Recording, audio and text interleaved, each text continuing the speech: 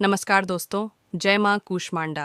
प्यारे साथियों, आज के वीडियो में हम आपको माँ दुर्गा के चौथे स्वरूप यानी माँ कूष्मांडा की व्रत कथा और उनकी पूजा कैसे करनी चाहिए, ताकि नवरात्र में माँ दुर्गा के साथ साथ माँ कूष्मांडा की भी कृपा हम सभी पर निरंतर बनी रहे। अगर आप माँ दुर्गा के एक सच्चे भक्त हैं तो इस कथा को पूरा सुने, बीच में मत छोड़े, क्योंकि ऐसा करने से माँ दुर्गा आपसे रुष्ट भी हो सकती हैं। वीडियो को शुरू करने से पहले एक बार प्रेम से बोलिए जय माता दी।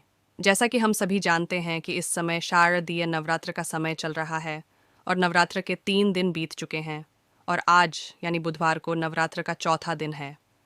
नवरात्रि के चौथे दिन देवी कूष्मांडा के रूप में पूजा जाता है। अपनी मंद हल्की हंसी के द्वारा यानी ब्रह्मांड को उत्पन्न करने के कारण इस देवी को कूष्मांडा नाम से अभिहित किया गया है।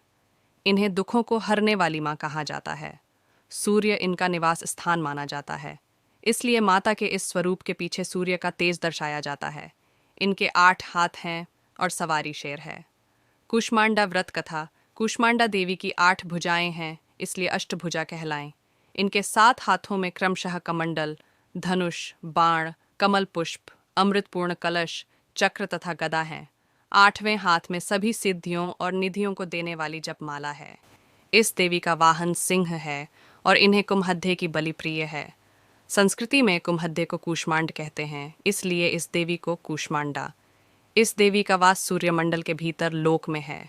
सूर्य लोक में रहने की शक्ति क्षमता केवल इन्हीं में है, इसीलिए इनके शरीर की कांति और प्रभा सूर्य की भांति ही दैदीप्यमान है।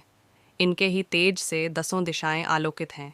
ब्रह्मांड की सभी वस्तुओं और प्राणियों में इन्हीं का तेज व्याप्त है। अचंचल और पवित्र मन से नवरात्रि के चौथे दिन इस देवी की पूजा आराधना करना चाहिए। इससे भक्तों के रोगों और शोकों का नाश होता है तथा उसे आयु, यश, बल और आरोग्य प्राप्त होता है। ये देवी अत्यल्प सेवा और भक्ति से ही प्रसन्न होकर आशीर्वाद देती हैं। सच्चे मन से पूजा करने वाले को सुगमता से परम पद प्राप्त होता है। विधि विधान से पूजा करने पर भक्त को कम समय में ही कृपा का सूक्ष्म भाव अनुभव होने लगता है। ये देवी आधियों व्याधियों से मुक्त करती हैं और उसे सुख, समृद्धि और उन्नति प्रदान करती हैं। अंततः इस देवी की उपासना में भक्तों को सदैव तत्पर रहना चाहिए। माँ कूष्मांडा की पूजा विधि। इस दिन भी आप सबसे पहले कलश और उसमें उपस्थित देवी देवता की पूजा करें। फिर देवी की प्रतिमा के दोनों तरफ विराजमान देवी देवताओं की पूजा करें। इनकी पूजा के पश्चात देवी कूष्मांडा की पूजा करें।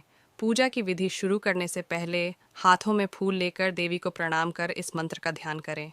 सुरासंपूर्ण कलशम रुधिराप्लुतमेव च दधाना हस्तपद्माभ्याम कूष्मांडा शुभदास्तु में। इसके बाद सप्तशती मंत्र, उपासना मंत्र, कवच और अंत में आरती करें। आरती करने के बाद देवी माँ से क्षमा प्रार्थना करना न भूलें।